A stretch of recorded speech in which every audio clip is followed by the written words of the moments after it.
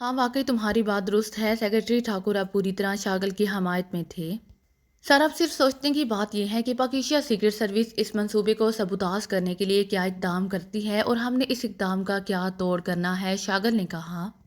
जहाँ तक इस गन और क्रैक की हिफाजत का ताल्लुक है, इस सिलसिले में पहले ही इंतहाई इक़दामात किए जा चुके हैं, जिनकी तफसीलात मैं ठाकुर साहब को बता चुका हूँ, कर्नल संडारी ने कहा। हाँ, ये इक़दामात इंतहाई शानदार हैं। कम अज़ कम इन इक़दामात के बाद इस इलाके में गैर मुतल्लिक़ आदमी तो एक तरफ, कोई जानवर भी नज़रों से नहीं छुप सकता, सेक्रेटरी ठाकुर ने सर हिलाते हुए कहा।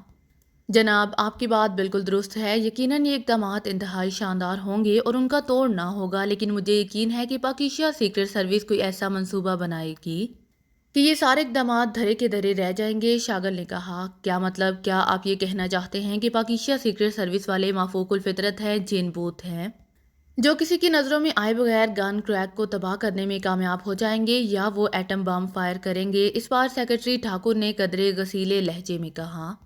आप उन्हें नहीं समझेंगे। मालूम होगा कि ऐसे इंतजामात किए जा चुके हैं तो क्या खामोश बैठ जाएंगे? शागल ने तरकी बतरकी जवाब देते हुए कहा।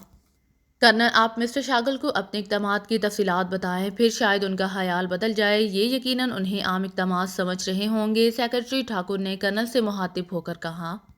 और कर्नल ने नक्शे की मदद से हिफाजती इंतजामात की तमाम तफसील शागल को समझानी शुरू कर दी। शागल खामोश बैठा सुनता रहा। अब आप बताइए, आपका क्या ख्याल है? सेक्रेटरी ठाकुर ने कहा। वाकई ऐसे इंतजामात नाकाबिले तस्हीर हैं, लेकिन एक बात अर्ज कर दूं, ये सारे इंतजामात गन क्रैक के अकबी तरफ किए गए हैं, बाकी अतराफ को नाकाबिले अबूर समझकर छोड़ दिया गया है, शागल ने कहा। जाहिर है मिस्टर शागल साइड में नाकाबिले अमूर हैं और वरना सामने की तरफ खौफनाक दलदलों का सिलसिला है, कर्नल संडारी ने मुंह बनाते हुए कहा। इस नक्शे में जरा दिखाएं कि ये दलदलों का तवील सिलसिला कहाँ से शुरू होता है, शागल ने नक्शे पर झुकते हुए कहा। ये देखिए, शुमाली समंदर से एक वसी खाड़ी गलमर्ग खाड़ी जो बाएं जानिब को मुड़कर अंदर तक चली आई है। गलमर्ग खाड़ी के इख्तिताम से दलदलों का तवील सिलसिला वक्फे वक्फे से शुरू हो जाता है और क्रैक तक आकर ख़त्म होता है। अब आप बताइए कि इधर से कौन आ सकता है और कैसे? कर्नल संडारी ने नक्शे पर पेंसिल से एक लकीर खींचते हुए कहा। लेकिन बहरहाल हमें इस तरफ निगरानी तो करनी चाहिए, किसी भी अंदाज में, शागल ने कदरे ढीले लहजे में कहा। उसके अंदाज से जाहिर हो रहा था कि उसे खुद यकीन हो गया है कि वाकई इधर से कोई नहीं आ सकता और उसकी बात ही नहीं बनी, ज़रूरत ही नहीं है। वैसे भी इस क्रैक के अंदर अमला मौजूद है जो इस दलदल को दूर तक चेक कर सकता है।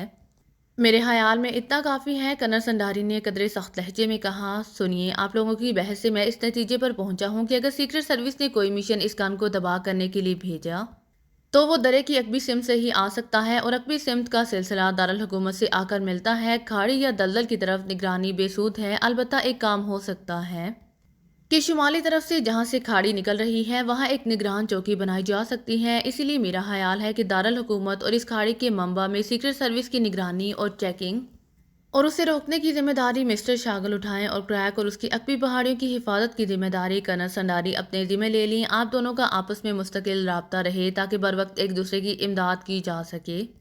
इस तरह हम पाकिस्तान सीक्रेट सर्विस को शिकस्त दे सकते हैं, सेक्रेटरी ठाकुर ने कहा। आपकी बात दुरुस्त है। अब आइए दूसरे पहलुओं पर भी गौर कर लें। सीक्रेट सर्विस वाले एक और काम कर सकते हैं, वो कर्नल संडारी और उनके आदमियों को अगवा करके उनका रूप धार सकते हैं। ऐसी सूरत में उन्हें क्रैक तक पहुंचने में कौन रोक सकता है, शागल ने कहा। ये कैसे मुमकिन है? क्या हम अहमक और बच्चे हैं? आप मिलिट्री इंटेलिजेंस की तौहीन कर रहे हैं, कर्नल संडारी ने इस बार गसीले लहजे में कहा। जिस तरह रामदास के सिलसिले में मुमकिन हुआ है। बहरहाल एहतियात अच्छी चीज़ है, शागल ने मुस्कुराते हुए जवाब दिया।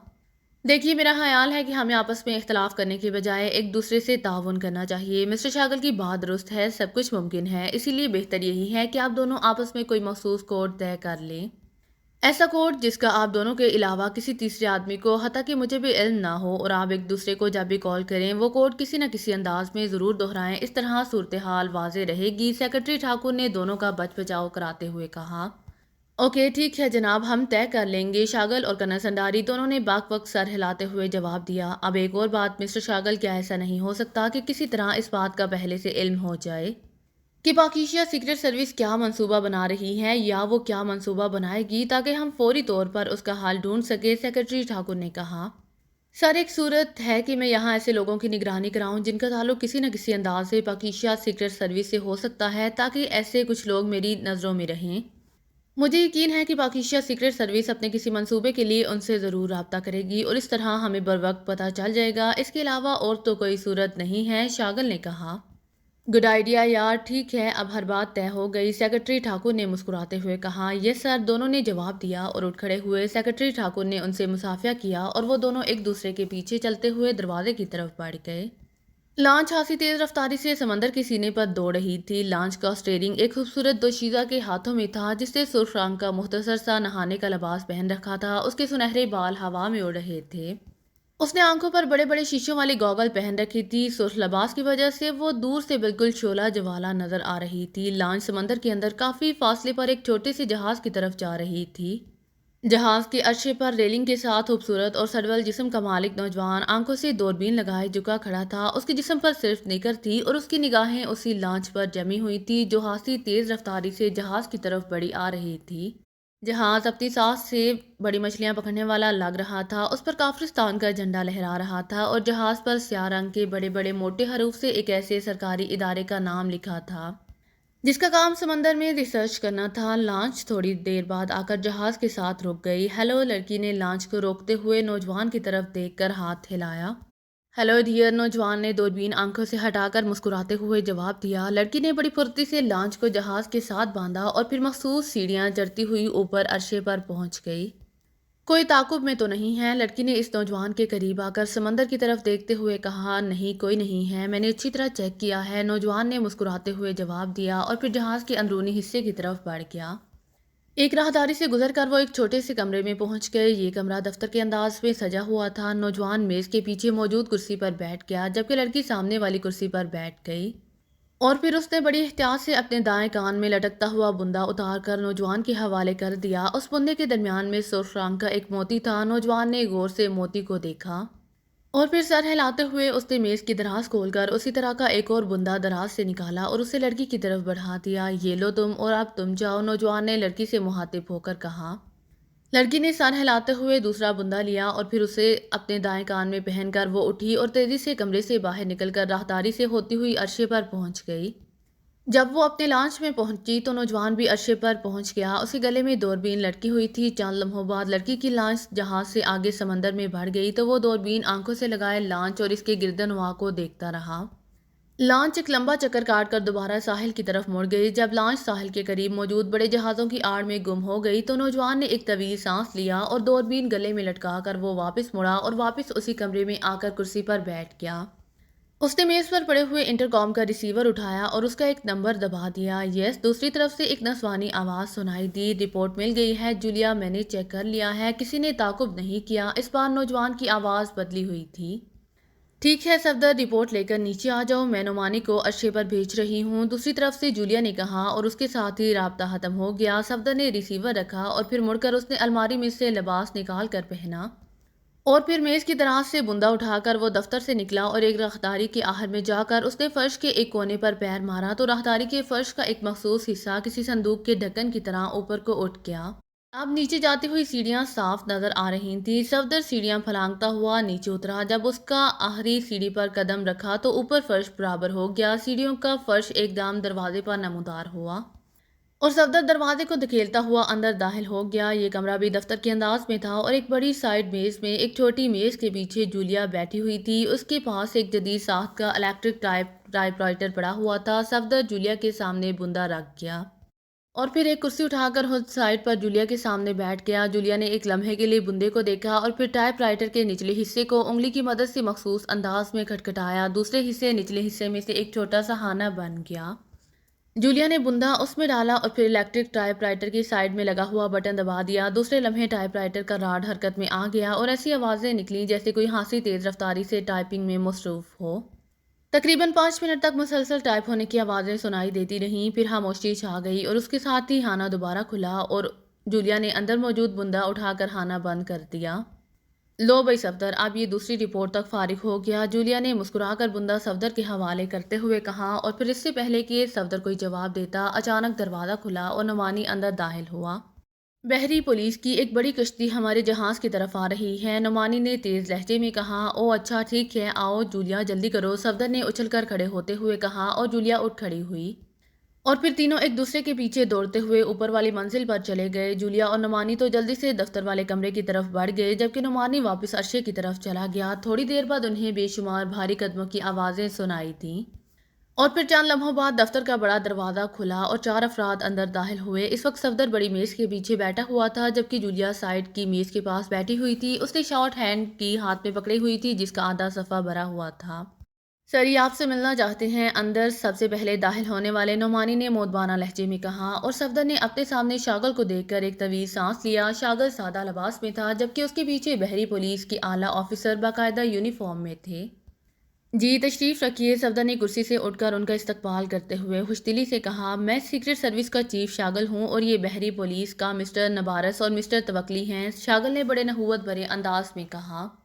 ओह, अच्छा अच्छा, तशरीफ़ रखिए। मेरा नाम SK पंडित है और मैं रिसर्च ऑफिसर हूँ। ये मेरी सेक्रेटरी मिस राम कली हैं, सफदर ने मुस्कुराकर कहा, और शागल और दोनों ऑफिसर कुर्सियों पर बैठ गए।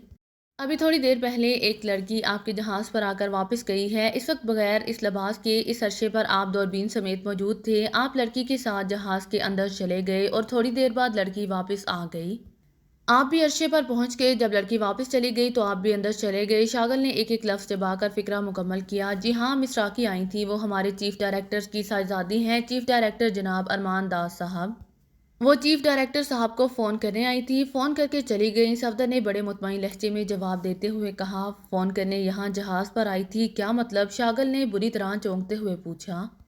जी हाँ, आपकी हैरत बजा है। चीफ डायरेक्टर साहब इन दिनों कारमन गए हुए हैं। जहाज़ पर वायरलेस फ़ोन है ताकि मैं उनसे फ़ौरी रब्ता कायम कर सकूँ, इसीलिए यहाँ से एक लम्हे में बात हो सकती है, जबकि बाकी जगहों से ज़ाहिर है।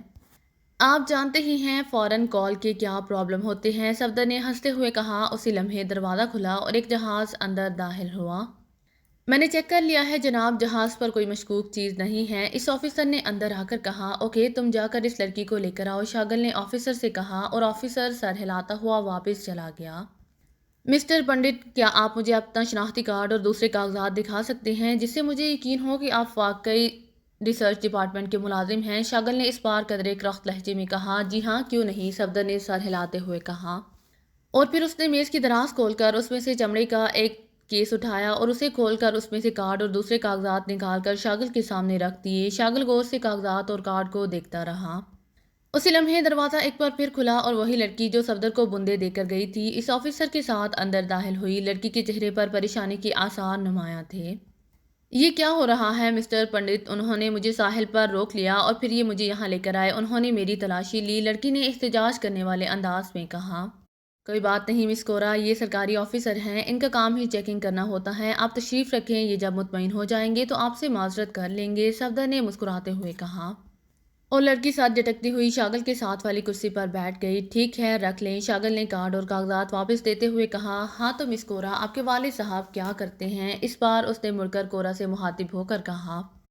डैडी, डैडी चीफ डायरेक्टर हैं, लड़की ने बुरा सा मुंह बनाते हुए कहा। आजकल कहाँ हैं? शागल ने दूसरा सवाल किया। आखिर आप ये इंटरव्यू क्यों ले रहे हैं? इसकी वजह क्या? मैं चोर हूँ, मुजरिम हूँ, क्या हूँ? लड़की ने भड़कते हुए लहजे में कहा। प्लीज़ मिस कोरा, जज्बात में मत आइए। आप नहीं समझती, ये हमारे बहुत बड़े ऑफिसर हैं, आपके डैडी से भी बड़े, इनसे तावन हम सब का फ़र्ज़ है, सफदर ने लड़की को समझाते हुए कहा। उसने जानबूझकर शागल की तारीफ में हाथ से फिक्रे कहे थे और उसकी तवक्को के ऐन मुताबिक शागल का सीना फूल गया था और उसके चेहरे पर चमक आ गई थी। डैडी वेस्टर्न कारमन गए हुए हैं सरकारी काम पर, मिस कोरा ने नरम लहजे में जवाब देते हुए कहा। अब उसके चेहरे पर शागल के लिए मरूबियत के आसार उभर आए थे। आपकी रहाइश कहाँ है? शागल ने पूछा। मैं गो यूनिवर्सिटी में फ़लसफ़े की तालिबे इल्म हूँ और वहीं हॉस्टलाइज हूँ। मेरी मम्मी फ़ौत हो चुकी है और डैडी अपने दफ्तर के पास एक मुल्हिका छोटे से बंगले में रहते हैं और मैं लॉन्च पर सैर करते निकल आई हूँ। ये मेरी हॉबी है। तो मुझे ख्याल आया कि क्यों ना डैडी से हेलो हेलो कर ली जाए। चुनाचे मैं यहाँ आई, लेकिन डैडी किसी मीटिंग में मसरूफ़ थे, इसीलिए बात नहीं हो सकी और मैं वापस चली गई। इसके अलावा और कोई सवाल हो तो वो भी पूछ लीजिए, मिस कोरा ने मुंह बनाते हुए जवाब दिया। ज़रा अपने डैडी से मेरी बात कराइए, शागल ने चंद लम्हे खामोश रहने के बाद कहा। फ़ोन दीजिए मिस्टर पंडित। चलो, इस वक्त तो बात नहीं हुई थी, अब हो जाएगी, मिस कोरा ने कहा। और फिर सफदर ने मेज़ पर पड़ा हुआ सुर्ख रंग का फ़ोन मिस कोरा की तरफ खिसका दिया। मिस कोरा ने रिसीवर उठाया और फिर तेज़ी से नंबर डायल करने शुरू कर दिए। यस, अरमान दास। दूसरी तरफ से एक भारी आवाज़ सुनाई दी। ڈیڈی میں کورا بول رہی ہوں، پہلے بھی میں نے آپ کو فون کیا تھا، آپ میٹنگ میں گئے ہوئے تھے، میں جہاز پر سے بول رہی ہوں، اس وقت آپ سے ایک بڑے آفیسر صاحب بات کرنا چاہتے ہیں۔ مس کورا نے کہا، مجھ سے بڑے آفیسر کون ہیں، ان سے بات کراؤ۔ دوسری طرف سے حیرت بھری آواز سنائی دی اور مس کورا نے ریسیور شاگل کی طرف بڑھا دیا۔ ہیلو، کون صاحب بول رہے ہیں؟ شاگل نے سخت لہجے میں کہا۔ میں ارمان Das, chief director C research بول رہا ہوں، آپ کون صاحب ہیں؟ دوسری طرف سے بھی سخت لہجے میں کہا گیا۔ میں چیف آف سیکرٹ سروس شاگل بول رہا ہوں، ہم خصوصی چیکنگ کے لیے جہاز پر آئے ہیں، ایک ٹاپ سیکرٹ معاملہ ہے، آپ کہاں سے بول رہے ہیں؟ شاگل نے کہا۔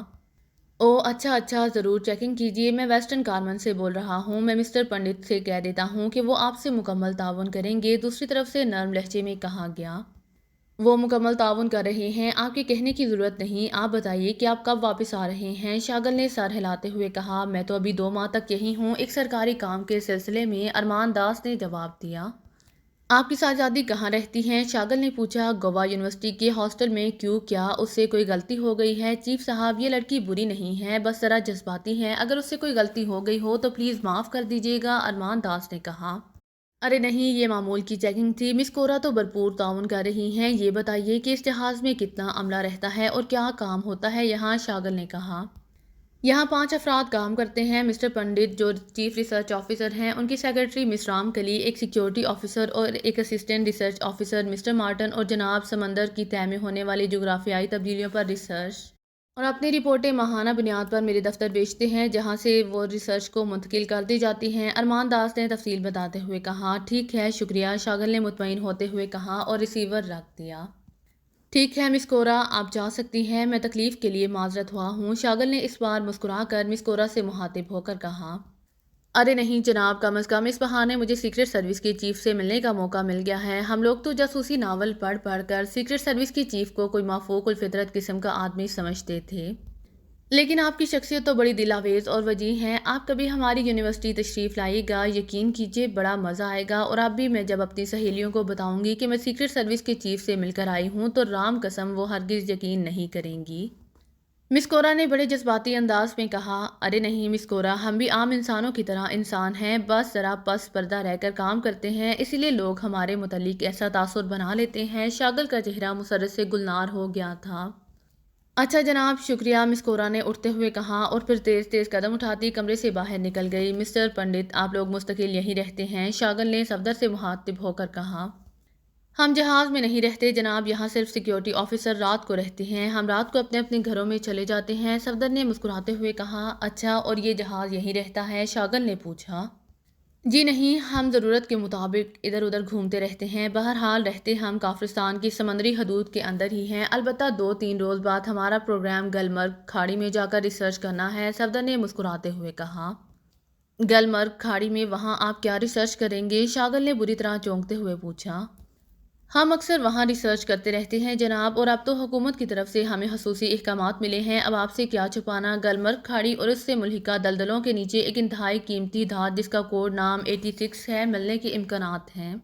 یہ دھات ایسی ہے کہ اگر یہ وافر مقدار میں مل گئی تو سمجھیے کافرستان کی قسمت بدل جائے گی، یہ دھات بس یوں سمجھیے پارس پتھر سے بھی زیادہ قیمتی ہے، صفدر نے مسکراتے ہوئے کہا۔ وہ احکامات آپ کے پاس ہیں، ذرا مجھے دکھائیے، شاگل نے ہونٹ بھینچتے ہوئے کہا۔ مس رام کے لیے ذرا 86 فائل دکھائیے، صفدر نے خاموش بیٹھی جولیا سے مخاطب ہو کر کہا۔ یس باس، جولیا نے مودبانہ لہجے میں کہا اور اٹھ کر ایک الماری کی طرف بڑھ گئی، اس نے الماری کھول کر اس میں رکھی ہوئی بہت سی فائلوں میں سے ایک فائل اٹھائی اور پھر الماری بند کر کے وہ فائل لیے واپس اپنی کرسی پر آئی۔ صاحب کو پیش کرو، صفدر نے کہا، اور جولیا نے بڑے مودبانہ انداز میں شاگل کے سامنے فائل رکھ دی۔ شاگل نے فائل کھولی اور اس کے مطالعہ میں مصروف ہو گیا، فائل میں چند ہی کاغذات تھے اور ان پر سرکاری مہریں موجود تھیں۔ شاگل فائل پڑھتا رہا، پھر اس نے ایک طویل سانس لے کر فائل بند کر دی۔ ٹھیک ہے، یہ واقعی حکومت کی طرف سے خصوصی احکامات ہیں، اچھا ہمیں اجازت دیجیے، ہم نے آپ کا کافی وقت لے لیا ہے، شاگل نے اٹھتے ہوئے کہا، اب اس کے چہرے پر مکمل اطمینان کے تاثرات نمایاں تھے۔ کوئی بات نہیں جناب، بس ایک درخواست ہے جناب، صفدر نے اٹھ کر کھڑے ہوتے ہوئے کہا۔ جی فرمائیے، شاگل نے چونک کر پوچھا۔ یہ 86 والا معاملہ ٹاپ سیکرٹ ہے، آپ نے خود دیکھا ہے، آپ چونکہ خود سیکرٹ سروس کے چیف ہیں، آپ کے اطمینان کے لیے میں نے فائل پیش کر دی، میرا مطلب ہے کہ اگر، صفدر نے ہچکچاتے ہوئے کہا۔ او میں سمجھ گیا، آپ بے فکر رہیں، یہ لیک آؤٹ نہیں ہوگا۔ شاگل نے صفدر کی بات سمجھتے ہوئے سر ہلا کر کہا، تھینک یو سر۔ صفدر نے بڑے مشکورانہ انداز میں کہا اور پھر وہ سب کمرے سے باہر نکل گئے۔ صفدر بھی ان کے پیچھے گیا اور پھر وہ اس وقت تک ریلنگ پر کھڑا انہیں دیکھ کر الوداعی انداز میں ہاتھ ہلاتا رہا جب تک کشتی کافی فاصلے پر نہ پہنچ گئی۔ نعمانی بھی ایک طرف کھڑا ہوا تھا۔ پھر صفدر واپس مڑا لیکن نعمانی اسی طرح کھڑا رہا اور صفدر تیز تیز قدم اٹھاتا دفتر واپس آ گیا۔ ہاتھ سے لمبی چیکنگ کی ہے انہوں نے، جولیا نے طویل سانس لیتے ہوئے کہا۔ ظاہر ہے، لیکن چیف باس کے انتظامات دیکھو، ہر لحاظ سے مکمل۔ شاگل جیسا آدمی بالکل مطمئن ہو کر گیا ہے، صفدر نے سر ہلاتے ہوئے کہا اور جولیا نے سر ہلا دیا۔